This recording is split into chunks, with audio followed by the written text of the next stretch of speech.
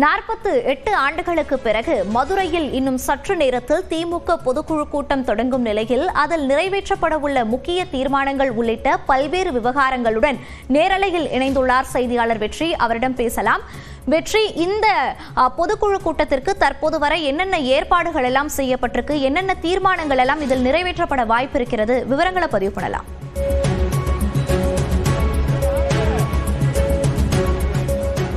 திமுகவினுடைய மாநில பொதுக்குழு கூட்டம் இன்னும் சற்று நேரத்தில் துவங்க இருக்கிறது. முதலமைச்சர் மு.க. ஸ்டாலின் பொதுக்குழு நடைபெறக்கூடிய இடத்திற்கு வருகை வந்திருக்கிறார். நடந்து சாலை மார்க்கமாக அவர் ரோட் ஷோவில் பங்கேற்று நடந்து உள்ளே வந்திருக்கிறார்.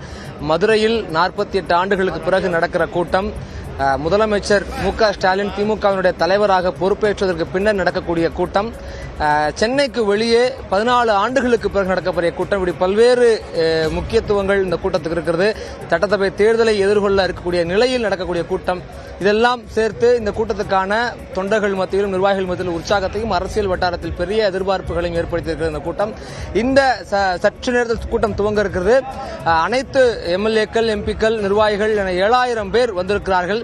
மொத்தமாக பொதுக்குழு உறுப்பினர்களுடன் சேர்த்து அவர்கள் அனைவருடன் கலந்து இன்னும் சற்று நேரத்தில் கூட்டம் துவங்கி 10:30 மணிக்கு மேல் பொதுக்குழுவுக்கான தீர்மானங்களை வாசிக்க இருக்கிறார்கள். பொதுச் செயலாளர்கள், துணை பொதுச் செயலாளர்கள் தீர்மானங்கள் வாசிக்க இருக்கிறார்கள். தீர்மானத்தில் மிக முக்கியமான பல்வேறு விஷயங்கள் இடம்பெற இருக்குது. அதில் துணை முதலமைச்சர் உதயநிதி ஸ்டாலினுக்கு ஒரு முக்கிய பொறுப்பு வழங்க இருப்பதாக ஒரு தகவலானது வெளியாகி இருக்கிறது. மேலும் துணை பொதுச் செயலாளர்களுக்கான எண்ணிக்கையை அதிகரிக்க இருக்கிறார்கள் மிக முக்கியமாக. மற்றும் முதலமைச்சர் ஏற்கனவே இந்த பொதுக்குழு சம்பந்தமாக கொடுத்த அறிக்கையின்படி அவர் புதிய நிர்வாகிகள், புதிய இளைஞர்களுக்கு, இளம் பெண்களுக்கு அவர்களுக்கு வாய்ப்புகள் அதிகமாக பொறுப்புகள் கொடுப்பதற்கான ஒரு சூழல் இருக்கிறது. இன்னும் மிக முக்கியமாக நேற்றைய தினம், அதாவது கட்சியிலிருந்து மு.க. அழகிரி நீக்கப்பட்டதற்கு பின்பு கிட்டத்தட்ட 2014 நீக்கப்பட்ட முதல் முறையாக மதுரையில் அவருடைய இல்லத்திலேயே நேரடியாக முதலமைச்சர் மு.க. ஸ்டாலின் அவரை சந்தித்திருக்கிறார். கட்சியிலிருந்து நீக்கப்பட்டிருந்த அவருடைய ஆதரவாளர்களுக்கு மீண்டும் பொறுப்பு வழங்க வேண்டும் என்ற ஒரு கோரிக்கை தொடர்ந்து முன்வைக்கப்பட்டு வந்த நிலையில் அது தொடர்பான முடிவுகளும் எடுக்கப்படலாம். இப்படி பல்வேறு கட்சி அமைப்பு ரீதியாக இப்படி பல்வேறு விதமான முக்கிய தீர்மானங்கள், முடிவுகள் எடுக்கப்பட்டிருக்கிறது. அடுத்த கட்டமாக சட்டசபை தேர்தலுக்கு தயாராவதற்கு தொடர்பான 200 தொகுதிகளை கைப்பற்றுவோம் என்று தொடர்ச்சியாக முதலமைச்சர் உள்ளிட்ட அமைச்சர்கள் கூறிய நிலையில் இங்கு அதற்குண்டான என்ன மாதிரியாக இதனுடைய இயங்கு விதம் இருக்க போகிறது, சட்டசபை தேர்தலை எப்படியாக திமுக எதிர்கொள்ளப் போகிறது உள்ளிட்ட இந்த அம்சங்கள் குறித்தெல்லாம் இங்கு விவாதிக்கப்பட இருக்குது. இந்த முதலமைச்சர் மு.க. ஸ்டாலின் பொதுக்குழு நடைபெறக்கூடிய இடத்துக்கு வருகை இருந்திருக்கிறார். பொதுக்குழுவானது இன்னும் சில நிமிடங்களில் துவங்க இருக்கிறது.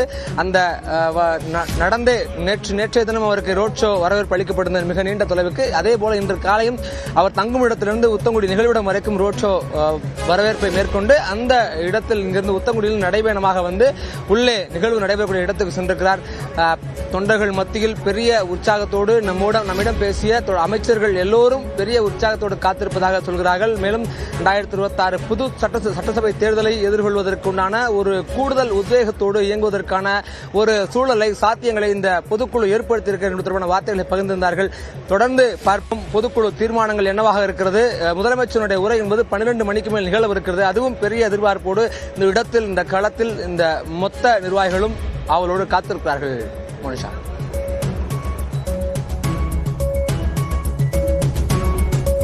மதுரையில் திமுக பொதுக்குழு கூட்டம் இன்னும் சற்று நேரத்தில் நடைபெற இருக்கிறது.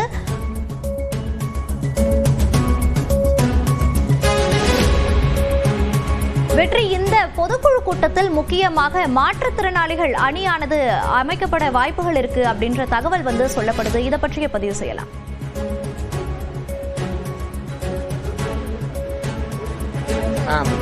பல்வேறு விதமான மொத்தமாக கட்சியினுடைய அமைப்பு சார்பாக மாவட்டங்கள் 76 இருக்கக்கூடிய நிலையில் அணி நிர்வாகிகள் அணிகளாக 24 அணிகள் இருக்குது. அந்த 24 அணிகளில் இப்பொழுது கூடுதலாக மாற்றுத்திறனாளிகள் அணி உருவாக்கப்படுவதற்கான ஒரு வாய்ப்பு இருக்கிறது. ஏனென்றால் நீண்ட காலமாக அப்படி ஒரு அணி தேவை என்கிற ஒரு எதிர்பார்ப்பு, ஒரு கோரிக்கை என்பது கட்சியினர் வட்டாரத்தில் இருந்தது. அதை ஏற்று பரிசீலனை செய்து அதனுடைய அடிப்படையில் இன்று அந்த அணி தொடர்பான ஒரு அறிவிப்பு வெளியாக வாய்ப்பு இருக்கிறது. அதுபோக இந்த துணை பொதுச் பொதுச் செயலாளர்களுடைய எண்ணிக்கையை உயர்த்துதல், துணை முதலமைச்சருக்கு கூடுதல் பொறுப்பு வழங்குதல், இப்படி பல்வேறு விதமான முக்கியமான முடிவுகள் கட்சி ரீதியாக, கட்சியினுடைய அமைப்பு ரீதியாக இன்னும் நிறைய முக்கியமான முடிவுகள் எடுக்கப்பட இருக்கிறது. இந்த தேர்தலை எதிர்கொள்வது தொடர்பான அறிவிப்புகளும் நடைபெற இருக்கிறது. இந்த பொதுக்குழு என்பது, கட்சியினுடைய பொதுக்குழு என்பது அதனுடைய முழு பலமும் அங்குதான் கட்டமைக்கப்படுகிறது. அதன்படி 48 ஆண்டுகளுக்கு பின்னர் முதலமைச்சராக மு க ஸ்டாலின் பொறுப்பேற்று அந்த கட்சியினுடைய தலைவராக பொறுப்பேற்ற பின்னர் நடைபெறக்கூடிய வெளியே நடக்கூடிய முதல் கூட்டம். இந்த அம்சங்கள் எல்லாம் பெரிய எதிர்பார்ப்பை ஏற்படுத்தியிருக்கிறது. உள்ளே நடக்கக்கூடிய நிகழ்வுகள் தொடர்பான அடுத்தடுத்த தீர்மான முடிவுகள், அது தொடர்பான விவாதங்களை எல்லாம் சற்று முன்னர் முதலமைச்சர் தங்கியிருந்த இடத்திலிருந்து திமுகவினுடைய பொதுச் செயலாளர், பொருளாளர், துணை பொதுச் செயலாளர்களோடு ஒரு விரிவான ஆலோசனை நடத்தியிருக்கிறார்.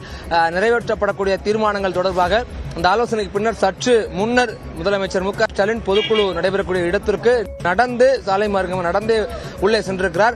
அந்த இங்கு அமைக்கப்பட்டிருக்கூடிய ஏற்பாடுகளை பார்த்து அவர் அங்குள்ள பார்வையிட்டபடியே உள்ளே சென்றிருக்கிறார்.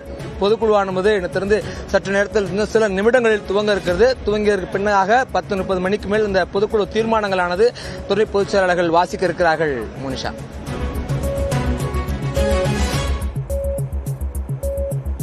வெற்றி, தற்போது அங்கு விழா நடக்கக்கூடிய மேடையில் எந்தெந்த துறை அமைச்சர்கள் எல்லாம் இடம்பெற்று அமர்ந்திருக்கின்றனர்?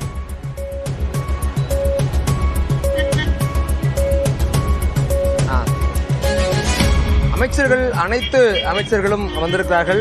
இதில் திமுகவினுடைய துணை பொதுச் செயலாளர் கனிமொழி மட்டும் அவர்கள் அந்த ரஷ்யா வெளிநாட்டில் இருப்பதால் அவர் மட்டும் பங்கேற்கவில்லை. மற்றபடி அனைவரும் பங்கேற்றிருக்கிறார்கள்.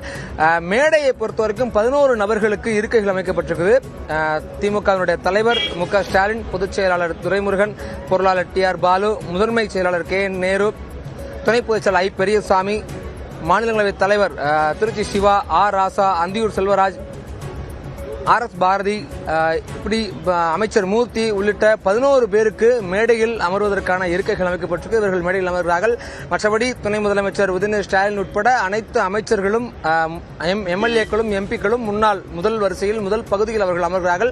அவர்களுக்கு பின்னதாக கட்சியினுடைய பொதுக்குழு உறுப்பினர்கள் அமர்கிறார்கள். கிளைக்கழக நிர்வாகிகள், பிற சிறப்பு அழைப்பாளர்கள் எல்லோரும் அமர்ந்திருக்கிறார்கள்.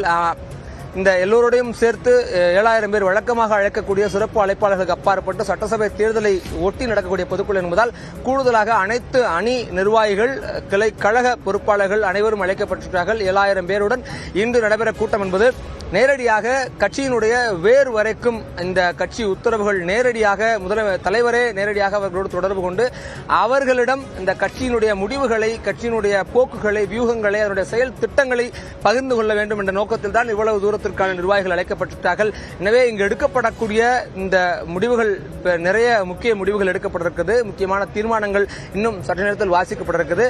அதன் பிறகு எந்த மாற்றுத்திறனாளிகள் அணி உருவாக்கப்பட்டிருக்கிறது, அதுபோல துணை பொதுச்செயலாளர் எண்ணிக்கை அதிகரிப்பு, துணை முதலமைச்சருக்கு உதயநிதி ஸ்டாலினுக்கு இளைஞர் அணி செயலாளராக பொறுப்பு வைத்துள்ளார். அவருக்கு கூடுதல் பொறுப்பு வழங்குவதற்கு அல்லது மாற்று பொறுப்புகள் வழங்குவதற்கான வாய்ப்புகள் இருப்பதாகவும் இங்குள்ள வட்டாரங்கள் தெரிவித்திருக்கிறது. மோனிஷா, இந்திய அரசியல் வரலாற்றில் முக்கியத்துவம் பெறக்கூடிய தீர்மானங்கள் எல்லாம் இந்த பொதுக்குழு கூட்டத்தில் நிறைவேற்றப்படும்னு முதலமைச்சர் அவருடைய கடிதத்தில் குறிப்பிட்டிருந்தாரு. அது என்னென்ன தீர்மானங்கள்? வெற்றி,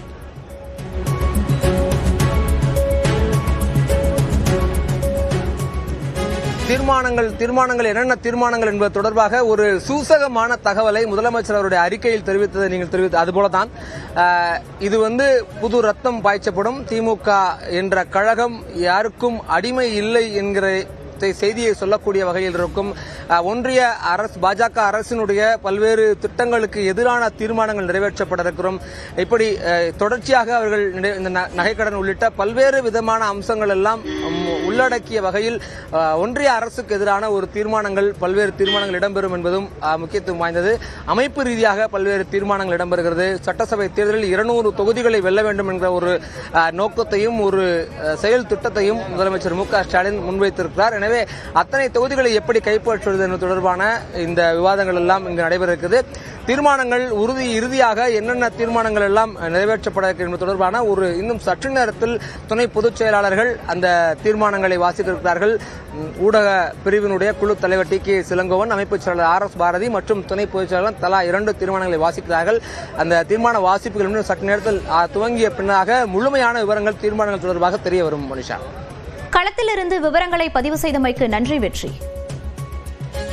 முன்னதாக திமுக பொதுக்குழுவில் கலந்து கொள்ள வருகை தந்த தொழில்துறை அமைச்சர் TRB ராஜா திமுக பொதுக்குழு வரலாற்று சிறப்புமிக்க பொதுக்குழு என்றும் திமுக தலைவரும் முதலமைச்சருமான ஸ்டாலின் வெளியிடவுள்ள அறிவிப்புகள் குறித்து தொண்டர்கள் ஆவலுடன் காத்துக் கொண்டிருப்பதாக கூறினார்.